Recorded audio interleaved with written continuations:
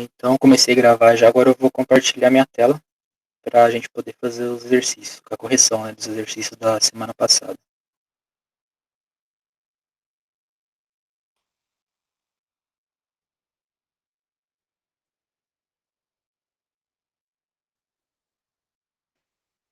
Gente, durante a aula ou durante os exercícios, é, vocês podem tanto me interromper mandando, é, mandando perguntas ou escrevendo no chat, quanto no microfone também, tá? É que na aula passada, eu... na aula passada, eu não tinha acesso ao chat, sabe? Então, na hora que eu começava a compartilhar minha tela e entrava em alguma outra página, eu não via o que o pessoal estava escrevendo no chat. Mas agora eu entrei com duas contas, daí eu entrei uma pelo computador e outra pelo celular. Então, por isso que tem duas contas com Carolina Maria de Jesus. Então, pelo celular agora, se vocês mandarem coisas no chat, eu consigo ver, beleza? Daí, se alguém tiver não sentir vontade de falar pelo microfone, daí pode mandar no chat. Então, gente, os exercícios da semana passada, a gente primeiro, na aula da semana passada, a gente falou um pouco sobre projeções cartográficas. Então, o que são as projeções? São você pegar o globo terrestre e projetar ele num plano, em um papel. Então, isso são as projeções cartográficas. Você passar tudo para um papel. Pegar o globo terrestre e passar para um papel, né? Geralmente, isso é mais em nível global mesmo. Então, a primeira atividade foi uma atividade do Enem de 2018 e ela tem o seguinte, ó, anamorfose é a transformação cartográfica espacial em que a forma dos objetos é distorcida, de forma a realçar o tema. A, a área das unidades espaciais, às quais o tema se refere, é alterada de forma proporcional ao respectivo valor. Ok, agora ele pergunta. A técnica descrita foi aplicada na seguinte forma de representação do espaço. Então aqui ele dá as alternativas. Tem até a alternativa E. E ele está perguntando qual dessas figuras que é uma anamorfose. Então, ó, vejam essa palavra aqui, ó. A forma dos objetos é distorcida. Então, olhando assim, ó, a gente já pode ver, já pode ter uma ideia do que é, que seria a letra C, né? Então, o que é a anamorfose? A anamorfose, a gente pega o mapa de alguma região e distorce ele de acordo com o tema que a gente quer representar. Por exemplo, vamos pegar essa alternativa C e eu não sei o que ela está representando aqui porque não tem legenda, mas vamos supor, vamos fazer uma suposição aqui. Vamos supor que a pessoa pegou o mapa de toda a América, América do Norte e América do Sul, e quis representar o quê? Vamos supor quais são os países com maior exportação de milho, por exemplo. Então vamos supor que Estados Unidos é o primeiro país da América em maior exportação de milho, depois em segundo lugar vem o Brasil, e terceiro, assim por diante. Então, como os Estados Unidos ele é o país que mais exporta milho, então ele vai aparecer aqui nessa imagem de um tamanho bem maior. Então, isso é anamorfose, ela vai distorcer os mapas. Então, vai ficar uma imagem bem estranha, bem distorcida, mas isso é o objetivo mesmo.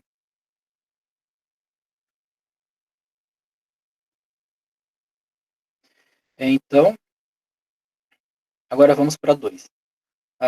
A projeção de Mercator é uma das mais utilizadas para a representação da Terra. Ela está devidamente classificada conforme o seu posicionamento na superfície de projeção em. Tá, a gente viu três tipos de projeções, que é a cilíndrica, a cônica, a plana, ou a plano azimutal. Essa meridional aqui nem é uma projeção, então já dá para descartar ela.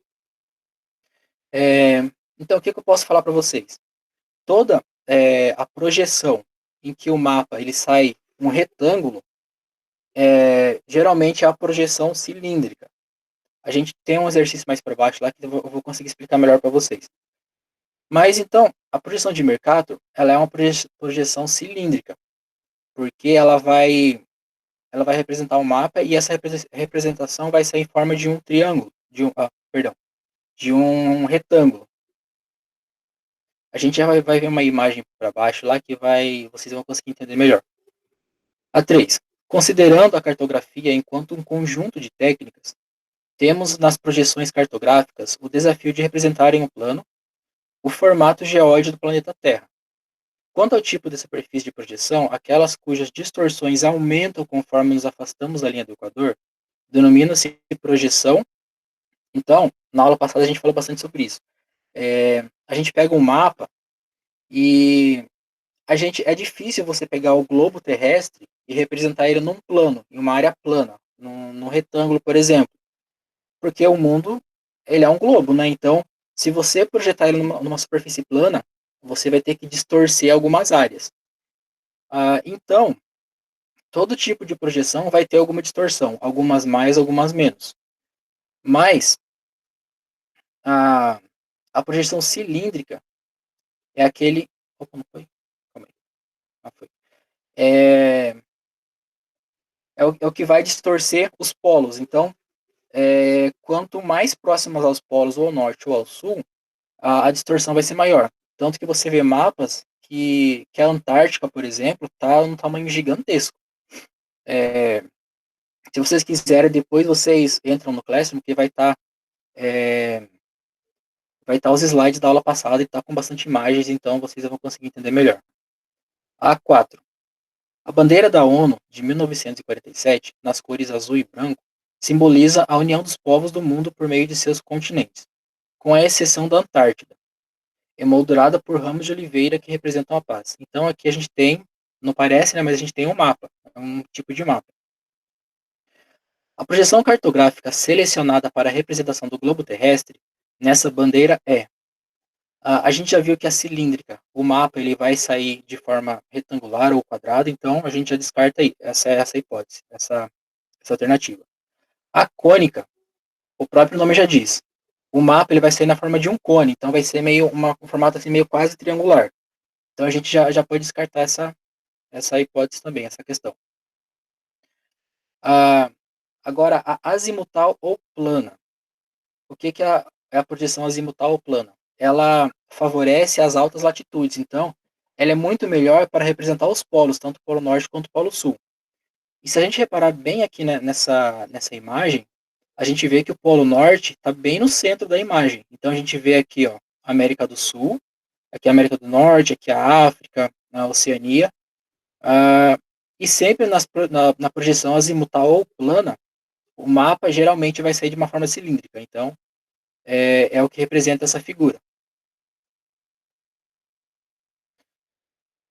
Então, agora sim, em relação às projeções cartográficas, considerem as assertativas abaixo. Então, a gente vai assinalar qual que são as corretas. Então, vamos lá. A primeira, todas as projeções cartográficas utilizadas atualmente resultam de trabalhos realizados nos séculos XV e XVI, época em que ocorreram as denominadas grandes navegações. Isso está errado, porque bem no comecinho do ano a gente conversou um pouco sobre a história da cartografia. E a gente viu que tanto os chineses, quanto os gregos, quanto os egípcios, eles foram muito importantes, eles desenvolveram conceitos muito importantes para a elaboração de mapas. Então, essa alternativa está errada, porque não foi nas grandes navegações. As grandes navegações, ela teve sim uma grande importância, porque foi quando a cartografia teve maior representação, porque estava descobrindo novos continentes, novos países, mas desde lá da antiguidade mesmo que surgiram conceitos que são usados até hoje. Então, eu vou até marcar, deixa eu ver se eu vou marcar com outra cor, marcar que ela está errada. Deixa eu ver.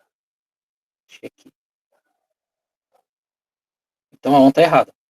A 2.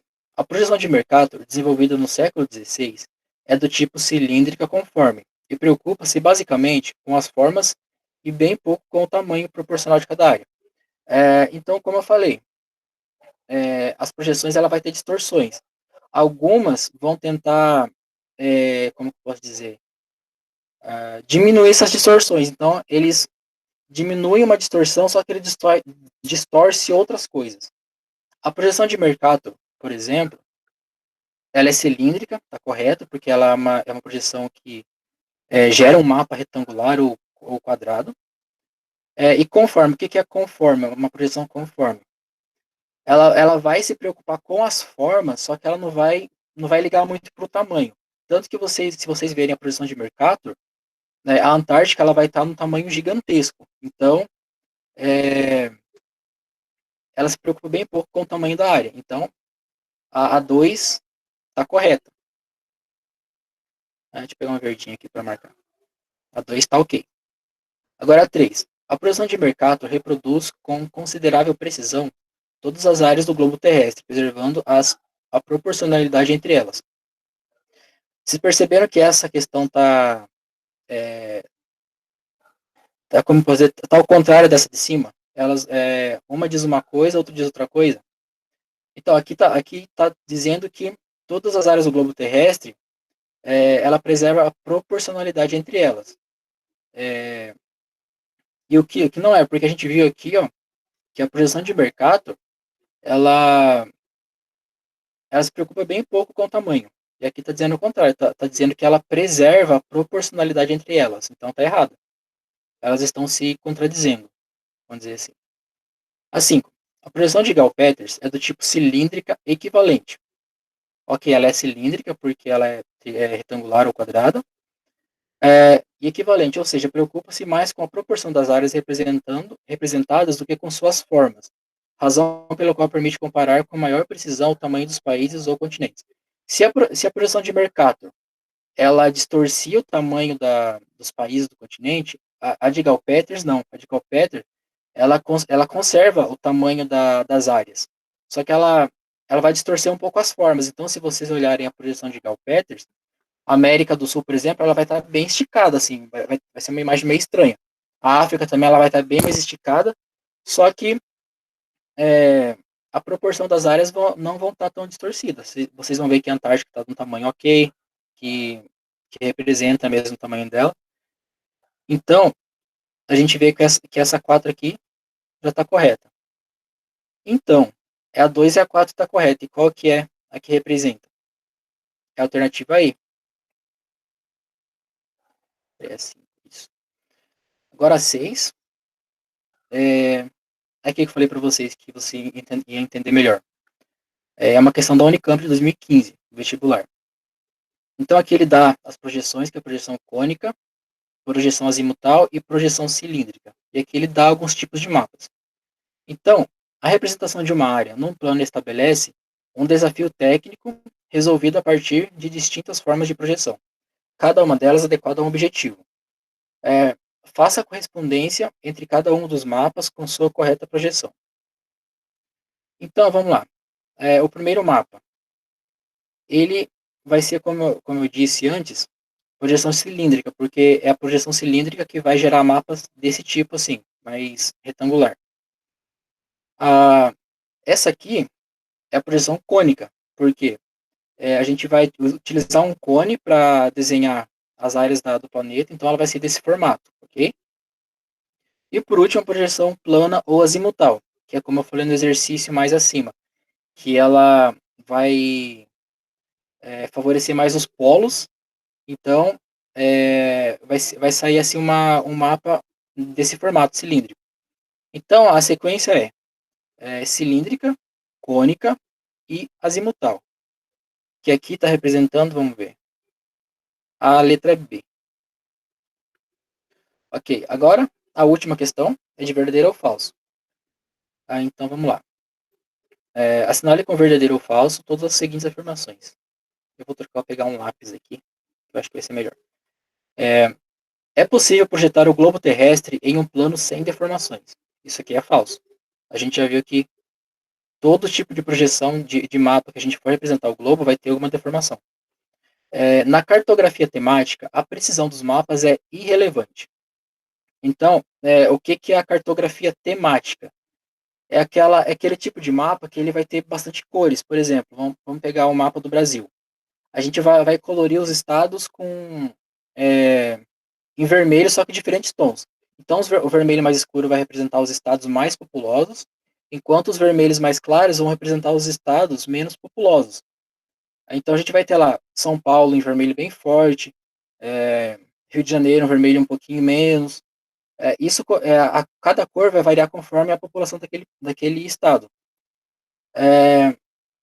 E por que né, nesse tipo de cartografia a precisão do mapa é relevante?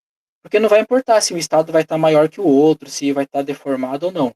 O que vai, a principal informação desse mapa vai ser a cor. Então a precisão é relevante. Aqui será verdadeira. Mapas populacionais são exemplos de cartografia sistemática. Ó, a gente viu que é cartografia temática. A cartografia sistemática é um exemplo daqueles mapas de curva de nível, por exemplo, que você tem que ter uma certa precisão. Você tem que olhar naquele mapa e olhar assim, ó, essa área aqui representa exatamente tantos metros. Então, isso é cartografia sistemática. E os mapas populacionais, eles não são cartografia sistemática. Foi o que eu dei o exemplo anterior, eles vão usar cores. Então, aqui vai ser falsa. Na projeção equidistante, as distâncias são condizentes com a realidade. Então, o que são a projeção equidistante? Ela vai pegar o mapa, e não importa se ela distorcer o tamanho dos países, do continente, ou distorcer a forma. Ela quer mostrar nesse mapa a distância por exemplo, de um país a outro. Então, sim, vai ser condizente com a realidade. Então, essa aqui é verdadeira. E por último, a projeção azimutal é mais eficiente para representar altas latitudes. Ok, a gente já falou disso antes, né? Que vai ser mais utilizada para representar os polos terrestres. Então, vamos ver qual que é a resposta correta. Falsa, verdadeira, verdadeira. Vai ser a letra D, né? Deixa eu marcar aqui.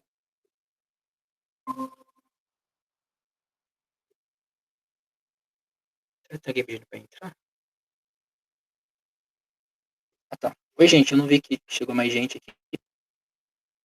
Peraí.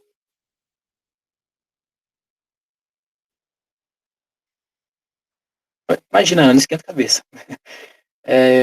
Estava corrigindo os exercícios da aula passada, para quem não conseguiu fazer, né, para ter as explicações certinho. Vamos ver quem mais que chegou aqui. Nossa, muito estranho assim a gente apresentar a tela, porque ó, parece um labirinto. A Ana, a Isis também. Então vamos lá, gente. Agora, eu vou começar um outro assunto da aula, que vai ser. Deixa eu apresentar aqui. Na aula passada a gente falou um pouco sobre as projeções cartográficas, né? Então, agora a gente vai entrar num outro assunto. Só esperar meu computador destravar aqui porque tá difícil. Ah, destravou. Gente, vocês não estavam aqui na hora que eu falei, mas eu tô com duas contas. Tô uma conta conectada no computador e outra no celular. Então, vocês podem mandar mensagem no chat que eu vou conseguir ver, tá bom?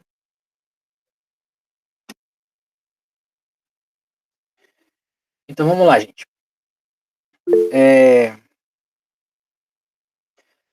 Vejam essa imagem aqui. A gente tem uma esfera redonda meio redundante, né? Mas a gente tem uma esfera aqui, um círculo, com um ponto laranja em uma parte dele. Aqui é uma bola de basquete, mas vamos considerar que é um ponto laranja. Então, se vocês tiverem que explicar essa imagem para alguém, como que vocês vão explicar em que posição que tá essa bola laranja? Pode falar no microfone ou mandei no chat também. Uma pessoa que não está vendo essa imagem, que vocês fossem explicar. Por exemplo, tem um círculo azul. Como que vocês explicariam em que posição do círculo azul que está o ponto laranja? Na posição horizontal? Ok.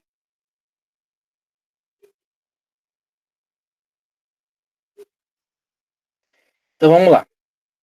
É, Vamos colocar uma linha aqui no meio. Ok. Facilitou, né? Então a gente pode falar para a pessoa, ó, aquele ponto laranja está na metade de baixo desse círculo.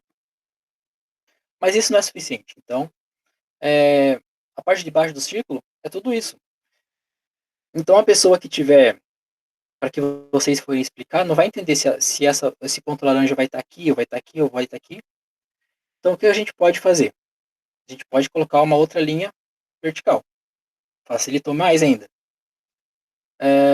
Mas ainda não é suficiente, porque a gente vai falar, está na parte de baixo da esfera, mas na parte esquerda, mas no lado esquerdo. Ok, no lado esquerdo é tudo isso. A gente tem que ser um pouquinho mais específico. Então vamos colocar mais linhas. Ok, vamos colocar mais algumas linhas. Ok, está mais fácil. Mas agora com esse monte de linha, o que a gente pode fazer? Porque a gente vai falar, tá entre as duas penúltimas linhas. Vai ser estranho. Então o que a gente faz? A gente começa a colocar números. Vamos chamar essa primeira linha que a gente colocou de 0 grau. Essa segunda linha de cima, 27 graus. Aqui, 66 graus. Eu esqueci de colocar o grau aqui, tá, gente? Mas considere que tem a bolinha do grau aqui. Aqui é a mesma coisa. Ok. Só que tem 27 graus aqui em cima e 27 graus aqui embaixo.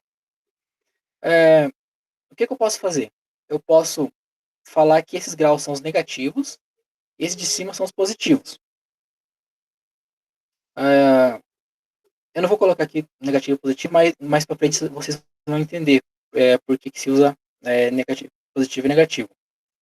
Então, vou colorir a linha do meio para ficar mais fácil para identificar qual que é o centro da esfera, né? E coloquei mais linhas, só que agora vertical. Facilitou para identificar esse ponto, mas virou uma bagunça, né? Como que a gente vai falar com uma pessoa que em qual quadradinho que está essa bola laranja? Então, o que a gente faz? A gente também enumera as linhas verticais. A gente pega essa linha do meio e coloca como 0 graus. Aqui, como 30 graus, 60, 60. Né? De novo, tem 30 graus aqui, 30 graus aqui. A gente pode chamar os graus desse lado de graus negativos e daqui de positivos. Vai facilitar um pouco para a gente poder mostrar para a pessoa onde que está esse ponto laranja. Então, vamos chamar essas linhas horizontais de paralelos e as linhas verticais de meridianos. Facilitou agora, porque eu posso falar assim, ó, esse ponto, ele está a 20, vamos colocar aqui, está perto do 27 graus negativos, porque está abaixo aqui do ponto central, e a 30 graus negativos também, porque está à esquerda do grau zero aqui. Então, ok, está 27 graus negativos e 30 graus negativos. Só que vai ficar estranho. Então, o que seria interessante a gente fazer aqui? Colocar alguns nomes. Então, a gente vai chamar a parte de cima da esfera de norte, a parte de baixo da esfera de sul. Aqui, a direita a gente chama de leste e a esquerda de oeste. Facilitou. Então, a gente pode falar assim, a bola está... Em vez da gente utilizar negativos aqui, agora a gente pode utilizar sul. Então, está a 27 graus ao sul e a 30 graus a oeste, que está desse lado. Olha para vocês verem como que vai facilitando as coisas, né? Então agora acho que vocês já têm uma ideia de onde que a gente vai chegar, o que vai ser o tema da aula de hoje. Então os paralelos, que são essas linhas horizontais, elas vão representar as latitudes. E as linhas verticais vão representar as longitudes. Então o que eu posso falar? A bola o ponto laranja está a 27 graus sul de latitude. A latitude dele é 20 graus sul e 30 graus e longitude 30 graus oeste, porque está desse lado aqui, ok? Então, gente, é assim que funciona as coordenadas geográficas.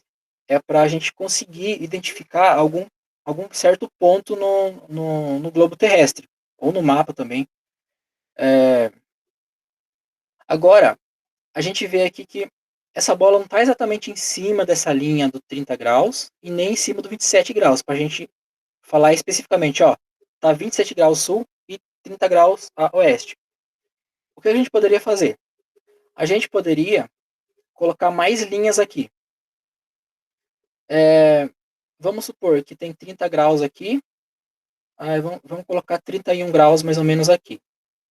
Só que, tipo, entre 30 graus e 31 graus, a gente não pode colocar 31 graus e meio, por exemplo. Então, entre 30 e 31, o que a gente coloca? A gente pode colocar minutos. A gente coloca mais um monte de linhas aqui para representar minutos. Então, a gente vai ter uma forma mais específica de representar esse ponto. A gente pode falar, ó, tá 30 graus a oeste, vamos supor, 30 graus de longitude, 30 graus e, vamos supor, 2 minutos, por exemplo. Isso vai, vamos dizer assim, afunilando mais para a gente chegar ao ponto específico mesmo. E entre os minutos, a gente pode também inserir mais linhas que vão representar os segundos. Então, vocês já devem ter visto em filmes o pessoal falar sobre coordenadas geográficas e falar, tal coisa está 30 graus, 20 minutos e 12 segundos. É exatamente isso. É para ser mais específico. Mas aqui, como a gente vai estudar um pouquinho sobre latitude e longitude, a gente não vai falar sobre minutos e segundos, sabe? Então a gente vai utilizar só os graus mesmo. Então, nesse conceito que a gente utilizou agora, de traçar linhas horizontais e verticais, surgiram os paralelos e os meridianos. Então, o que são eles? São linhas imaginárias que cortam o planeta no sentido horizontal e vertical. A principal função dessas linhas é formar as latitudes, tá? As latitudes são as linhas horizontais, e as longitudes, que são as linhas verticais.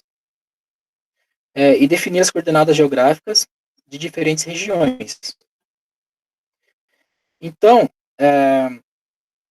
as linhas, os paralelos, que são essas linhas aqui da longitude, o Equador representa o grau zero, e ele vai até 90 graus ao norte. Então, o máximo aqui vai ser 90 graus. E também 90 graus ao sul. Como eu falei, a gente pode falar 90 graus norte, 90 graus sul, ou a gente pode falar 90 graus positivos e 90 graus negativos. Quando vocês virem o lugar 90 graus negativos de latitude, vocês vão saber que é o sul. Tá? Tem essas duas formas de representar. Então, os paralelos, olha aqui para vocês verem, ó, eles formam círculos completos ao redor do globo. Diferente dos meridianos. Os meridianos, eles chegam até 180 graus, então, partindo aqui no meridiano de Greenwich, ele vai aumentando aqui os números até chegar a 180 graus, e a esquerda também a 180 graus. Então, a gente pode falar que essa parte aqui é a parte positiva, a gente vai representar em números positivos, e essa parte à esquerda do meridiano de Greenwich, a oeste, a gente pode falar em números negativos. Então, se a gente não quiser falar tantos graus a oeste, a gente fala tantos graus negativos de longitude. Então, como eu falei, os paralelos, eles formam círculos completos. Já os meridianos, não. Eles são chamados de semicírculo. Por quê? O paralelo de Greenwich, ele não vai dar a volta completa no globo. Ele vai representar metade do globo. Lá atrás, né, no lado oposto, vai ser uma outra linha com outro nome. Então, não vai ser o meridiano de Greenwich. Então, a gente vai ver isso aí um pouquinho mais para frente também. Então, os paralelos. O que são os paralelos? A gente já viu que são as linhas que circundam o planeta no sentido horizontal. Então, eles são usados para determinar as latitudes. Então, a gente tem aqui os principais paralelos, que são a linha do Equador, tem o Trópico de Câncer. Aqui para vocês verem, ó, o Trópico de Câncer, ele está a 23 graus e 27 minutos. Foi o que eu falei aquela hora, né? A gente, entre um grau e outro, a gente pode utilizar minutos. O Trópico de Capricórnio também, a 23 graus e 27 minutos. Notem que aqui está negativo, ok? Porque está ao sul. E a gente tem também o Círculo Polar Antártico e o Círculo Polar Ártico. Esses são os principais os principais paralelos. Só que os paralelos eles servem apenas para localização? Não exatamente, eles servem para outras coisas também. Por exemplo, ó, a gente sabe que a rotação do planeta em torno do seu próprio eixo, ela acontece de forma assim, ó, inclinada, porque o planeta ele está numa posição inclinada em relação ao Sol. Então, olha que interessante, ó. A, a gente vai falar um pouquinho para frente sobre o Sol da meia-noite, porque assim, ó, conforme o planeta vai girando, vocês veem que em determinada época do ano, essa região do Polo Norte aqui, ó, ela recebe luz 24 horas por dia, enquanto essa parte de baixo, que é o Polo Sul, fica na total escuridão por vários dias ou meses. Então, como que é determinado isso? Aqui, ó, a gente vê que essa região acima do círculo polar antártico vai ter o dia polar. Vai ser vários dias ou meses em que o Sol não se põe. E aqui, a partir do círculo polar antártico, vai ser a noite polar. Depois essa situação se inverte, mas a gente vai ver um pouquinho mais para frente. Então, através dos trópicos também a gente pode determinar o clima dos lugares, por exemplo. Então, eles não são apenas para localização, né? Eles servem para várias outras coisas também. Então, aqui, ó, os principais paralelos. Tem o Equador, que é o grau zero, que a gente já viu. Ele divide o mundo em dois, hemisfério norte. O hemisfério norte, gente, a gente pode chamar de hemisfério setentrional ou boreal também. Então, se a gente ouvir alguém falando assim, qual que é a cidade mais setentrional do mundo? Setentrional é o norte, então, qual é a cidade mais ao norte do mundo, mais perto do Polo Norte?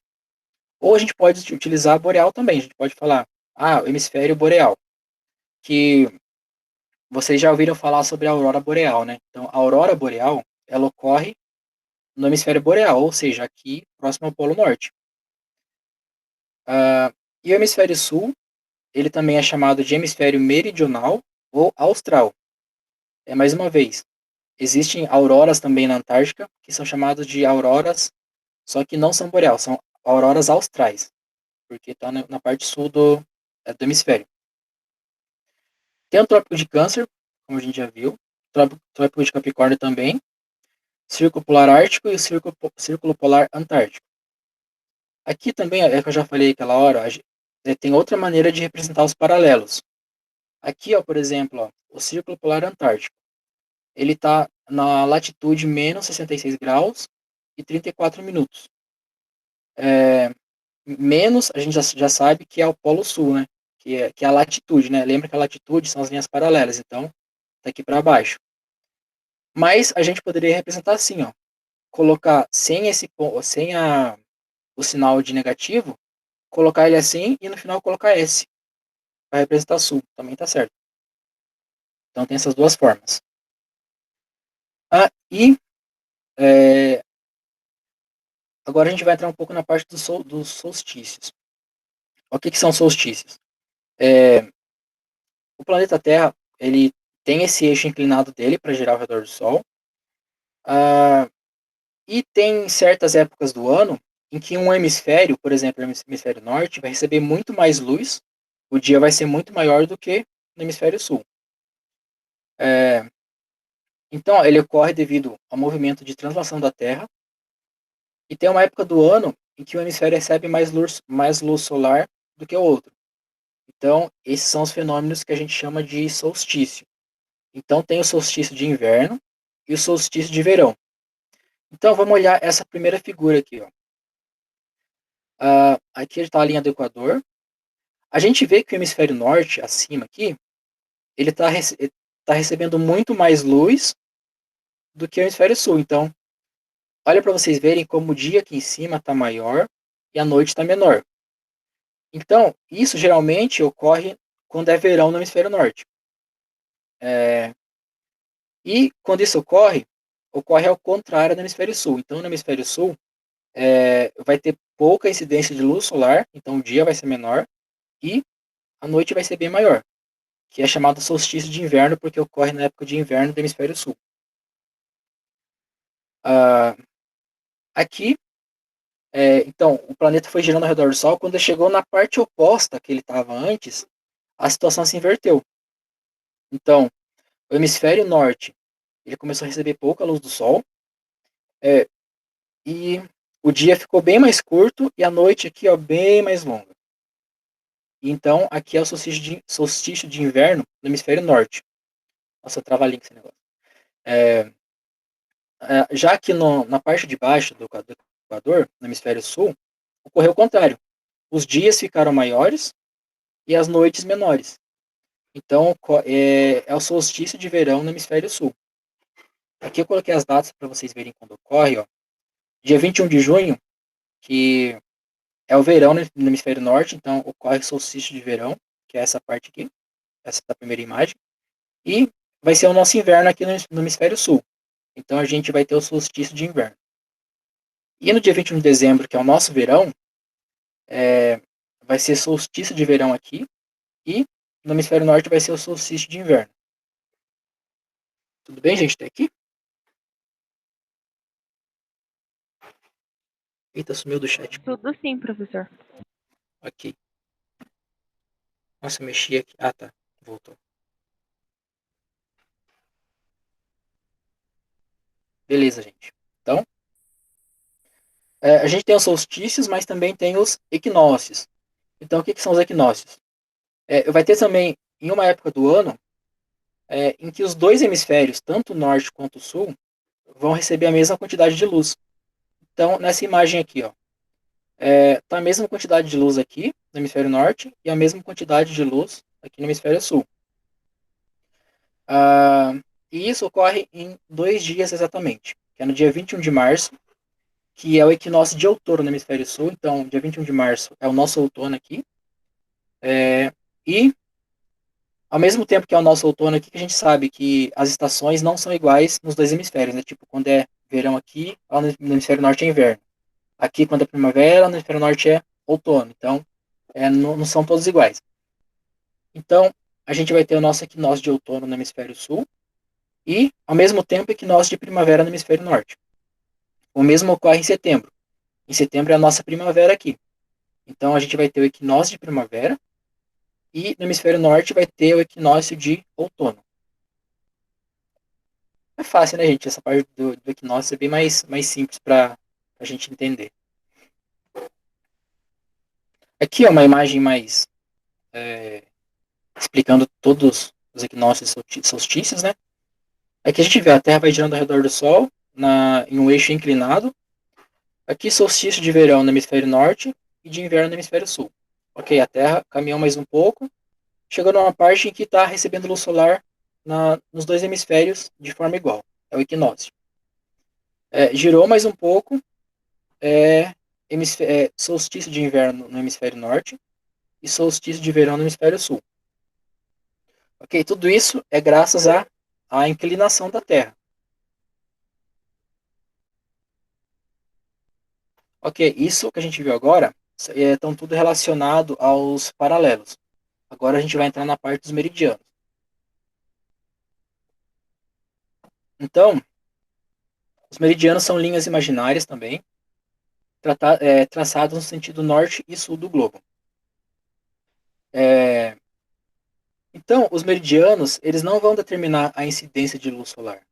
Eles vão determinar outra coisa, que são os fusos horários, né, que a gente sabe.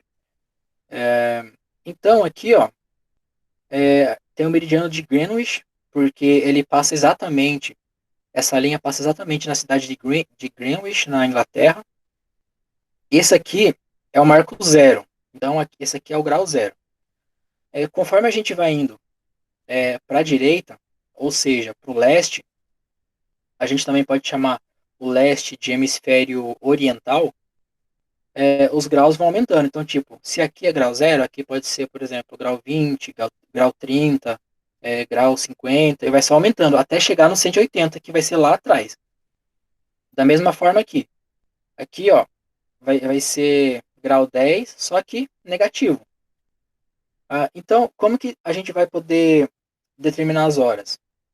As horas, elas são baseadas nesse hemisfério.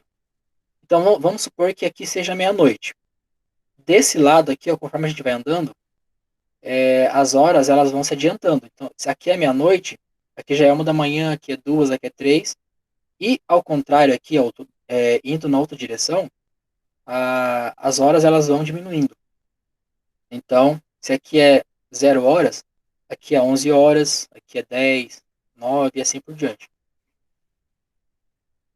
E ao contrário não, oposta à linha do meridiano de Greenwich, a gente tem a linha internacional da mudança de data. O que é essa linha? Essa linha vai determinar onde que acaba um dia e começa outro. Então, desse ladinho aqui, ó, vamos supor que é dia 31 de dezembro. Desse lado da linha, já vai ser 1º de janeiro. Acho que tem uma imagem mais pra frente. Tem sim. Então, o meridiano de Greenwich a gente já viu que é o marco zero.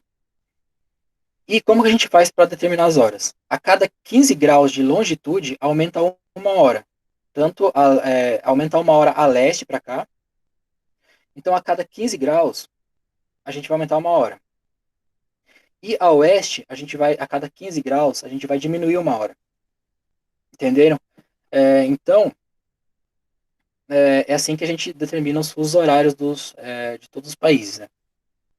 E aqui, coloquei só para vocês, é, só uma informação a mais, que a oeste, se vocês verem o mapa em inglês, por exemplo, oeste vai estar W, porque oeste em inglês é oeste. E leste vai estar representado pela letra E, que vai ser east. Então, a parte oeste, que é essa parte que pode ser chamada de hemisfério oriental também, e essa parte leste pode ser chamada de hemisfério oriental. E aqui, como a gente já viu, é a linha internacional da mudança de data, como já expliquei no slide anterior. Então, ó, os meridianos eles se adaptam às fronteiras políticas dos países e estados. É porque, olha aqui, ó, olha no Brasil, aqui está passando uma linha de fuso horário, aqui está passando outra, aqui outra. Seria estranho se a gente seguisse a linha certinho ao estado do Ceará, por exemplo, aqui. Ó. A gente ia dividir o estado do Ceará em dois. Então, de um ladinho ia estar, por exemplo, 1 hora da tarde, e aqui ia estar meio-dia. Ia ficar estranho, né? Tipo, um estado ter 2 horas. Então, o que os países ou estados eles fazem? Eles contornam essas linhas. Eles deformam para se adequar aos estados. A mesma coisa aqui, ó. Essa linha, em vez de descer reto aqui, cortar o estado do Pará no meio, e o estado do Pará fica com 2 horas diferentes, 1 hora diferente da outra parte, ele segue a fronteira do estado. É o mesmo que acontece aqui no mundo inteiro. Ó. Essas linhas, os meridianos, eles se adequam aos formatos dos países ou estados, né, de acordo com a divisão política mesmo.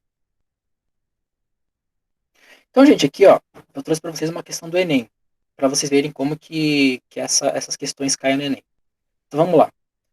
Os moradores eu não vou nem falar essa palavra porque eu não sei, passaram 2 meses quase totalmente na escuridão. Os habitantes dessa pequena cidade no Alasca, os Estados Unidos, mais ao norte, já estão acostumados a longas noites sem ver a luz do dia. Em 18 de novembro de 2018, seus poucos mais de 4.000 habitantes viram o último pôr do sol do ano. A oportunidade seguinte para ver a luz do dia ocorreu no dia 23 de janeiro de 2019, que é essa hora aqui no horário local.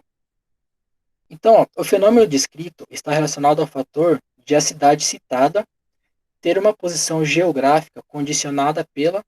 Então, aqui a gente viu ó, que é uma cidade em que ela vai chegar o inverno, ela vai ficar vários dias no escuro. Então, o que determina isso? O que determina se um lugar vai ficar numa maior parte do tempo no escuro ou não? É a continentalidade? É a maritimidade? É a longitude, latitude ou altitude? O que vocês acham? Pode mandar aí no chat, que eu tô vendo o chat.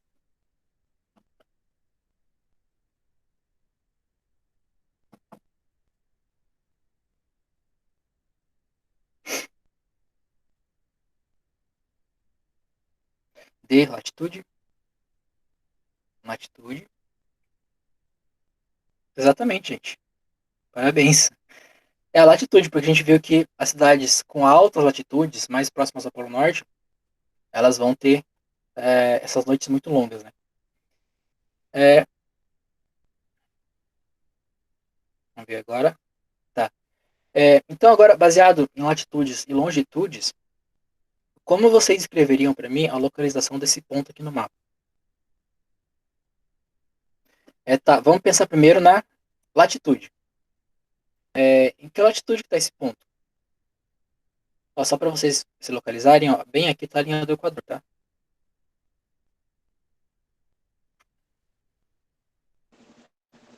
Eu não entendi a pergunta, professor. Assim, ó, é, a gente aprendeu sobre como ver as latitudes e longitudes de vários lugares. Esse ponto aqui, ó, ele está em cima de algumas linhas. Como vocês falariam para mim a localização desse ponto? Por exemplo, em que latitude que ele está? Lembram que a latitude são as linhas horizontais. Eu não sei se está dando para ver aí para vocês, se a imagem está muito pequena.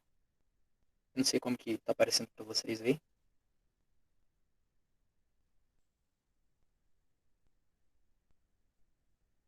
Ó, mas se vocês não estão vendo, ó, então aqui ele está na linha de 20 graus. Então ele está a 20 graus, a latitude dele vai ser 20 graus ao sul. Então a gente pode colocar menos 20 graus ou 20 graus S, que é 20 graus sul. Isso, exatamente ali. É, e a longitude? A longitude são as linhas verticais. Aqui o marco zero é o meridiano de Greenwich. Então, a gente seguindo aqui, ó, a gente vê que ele está na linha que está marcando 100 graus. Então, de longitude, ele está a 100 graus este. Então, a gente poderia colocar só 100 graus, que a gente entenderia que era 100 graus positivos, porque está desse lado. Aqui eu coloquei E, porque é o inglês, é east, mas eu poderia usar L também, que é leste. É, deixa eu ver. Agora a última parte da aula, gente, a parte de curiosidades e fatos e curiosidades geográficas. Ah, indo nessa linha de pensamento que a gente está vendo até agora, vamos falar um pouquinho sobre o Sol da Meia-Noite. Alguém já ouviu falar do Sol da Meia-Noite, sabe o que é?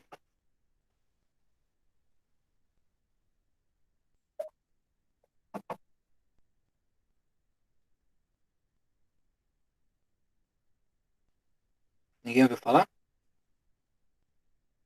Tá, já viu. Então, ó, o Sol da Meia-Noite é o fenômeno em que o Sol ele fica visível 24 horas por dia. Então, nesse período, o Sol ele não vai se pôr. Então, o que ele vai fazer? Ele vai apenas caminhar no céu, ele vai chegar próximo ao horizonte, mas não vai se pôr. Então, dependendo do lugar do globo, é, esse cenário pode se repetir por meses, semanas. Quanto mais próximo ao Polo Norte, mais tempo isso vai ocorrer. Então, bem lá no Polo Norte mesmo, lá no topinho, isso vai ocorrer durante 6 meses. Vai ficar 6 meses de dia.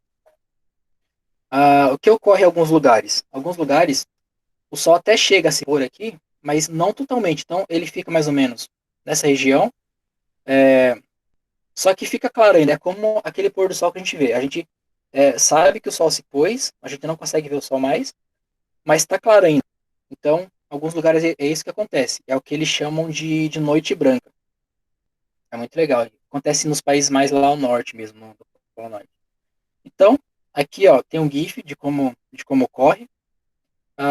Aqui a gente tem a rotação do planeta. Então, vocês veem que o planeta girando, inclinado, essa região, ela não vai escurecer, não vai chegar nessa parte de penumbra.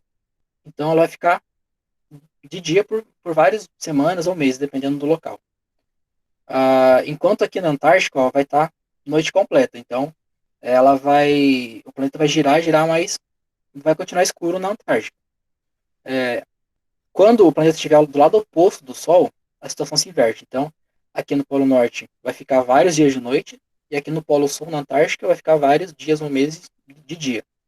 Eu não sei se vocês já assistiram aquele filme, é um filme de terror bem legal, chama 30 Noites. Não, peraí. 30 Dias de Noite. É um filme bem legal que mostra esse fenômeno, eu acho bem interessante. É um filme de terror, quem gostar. Por que ocorre isso, então? É, eu já vi que entrou um professor de sociologia aí. Isabela, eu não sei se é a Isabela que tá aí, mas eu tô terminando já, tá? Só falta mais acho que um slide só. Então, porque ocorre, ó. Como a gente viu anteriormente, a, a gente viu que o planeta, por ele estar numa posição inclinada, um lugar vai receber mais luz do Sol do que o outro. Então, vocês veem aqui, ó, que pegue um ponto aqui, mais ou menos aqui, ó. Esse lugar vai ficar girando. Mas vocês veem que a luz do Sol, que é essa parte que está toda iluminada, ela vai continuar incidindo direto aqui. Então, essas cidades, esses locais que mais próximo ao Polo Norte, elas vão ficar vários meses com o Sol no céu, sem o Sol se pôr. Eu não sei se deu para entender, Ana, mas desculpa que eu estou preocupado com o horário aqui. Mas ó, se vocês quiserem, para vocês conseguirem entender melhor, eu procuro um vídeo no YouTube, tá? E coloco lá no grupo lá para vocês darem uma olhada. Mas é bem interessante esse fenômeno, tá? É,